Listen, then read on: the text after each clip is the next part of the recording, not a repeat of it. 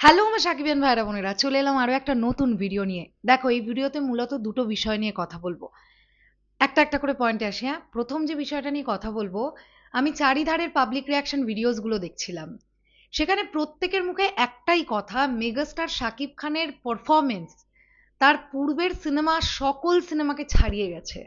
রকস্টারে megastar Shakib খানের performance মানে উনি একা অনেকখানি টেনে নিয়ে গেছেন এই ছবিটাকে। সবাই তাই বলছে। মেগাস্টার শাকিব খান প্রচন্ড ডেডিকেটেড একজন অ্যাক্টর, এটা আমরা প্রত্যেকে জানি।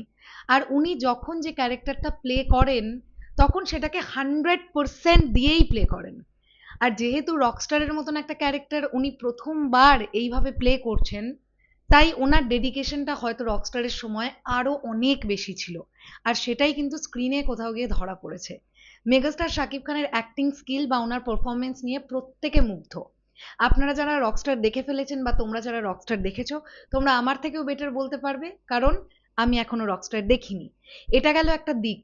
দ্বিতীয় যে বিষয়টা নিয়ে কথা বলবো, মোস্ট ইম্পর্টেন্ট, আমি দেখলাম প্রিন্সের সময়তেও এই ঘটনাটা ঘটেছিল, রকস্টারের সময়তেও সেম ঘটনাটাই পুনরাবৃত্তি হতে দেখলাম।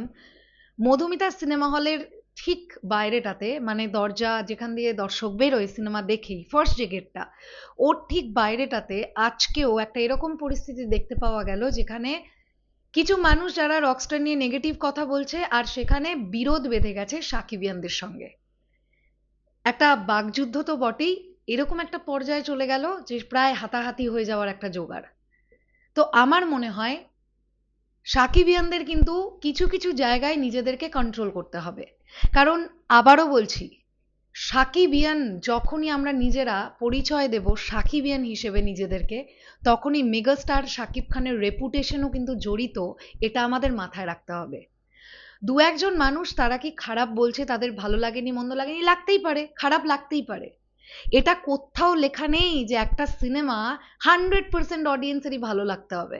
এটা কোথাও লেখা নেই। আর যারা ইচ্ছাকৃতও যদি করে থাকে, কেউ করছে তো অবশ্যই, কারণ এটা তারা সেম জিনিসটা প্রিন্সেও করেছিল। কিছু মানুষ তো আছে যারা ইচ্ছাকৃত করছে এটা।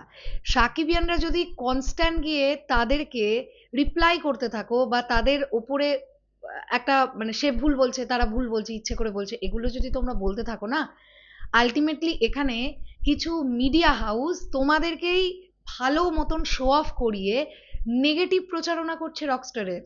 এটা কি তোমরা বুঝতে পারছো? তাই আমার প্রিয় সাকিবিয়ান ভাইদের বোনেদের বলবো, যেখানে যা হবার, যে যা নেগেটিভ বলার বলে যাক, কিচ্ছু যায় আসছে না। আলটিমেটলি অডিয়েন্স ডিসাইড করে রেখেছে তারা কোন সিনেমাটা দেখবে। যারা মেন্টালি ডিসিশন নিয়ে রেখেছে তারা রকস্টার দেখবে, তারা রকস্টার দেখতে যাবেই। আমি এটা বিশ্বাস করি। তাই আজকে যে ঘটনা ঘটেছে, হতেই পারে আবার দেখছো হয়তো আগামীকালও ঘটছে, আগামী পরশুদিনও ঘটবে।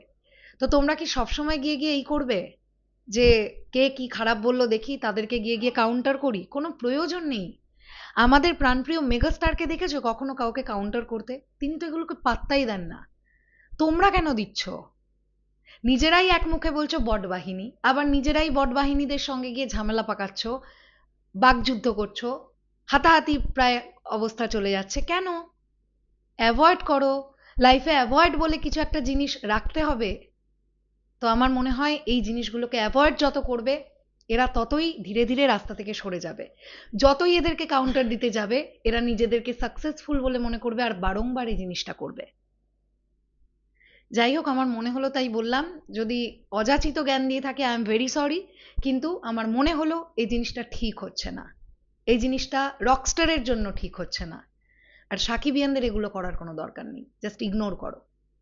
শেষ করলাম ভিডিওটা, আসছি আবার খুব শিগগিরই। তাহলে এখনের জন্যে টাটা।